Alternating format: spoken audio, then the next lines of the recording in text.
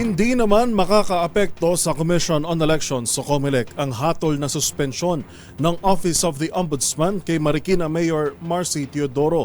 Ayon kay COMELEC Chairman George Erwin Garcia, hanggat walang final judgment ay mananatiling kandidato si Mayor Teodoro.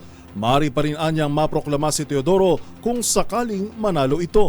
Paliwanag pa ni Chairman Garcia, hanggat hindi lumalabas sa sariling determination ng COMELEC at walang iniuutos ng Korte Suprema ay mananatili sa balota ang pangalan ni Marikina Mayor Marcy Teodoro.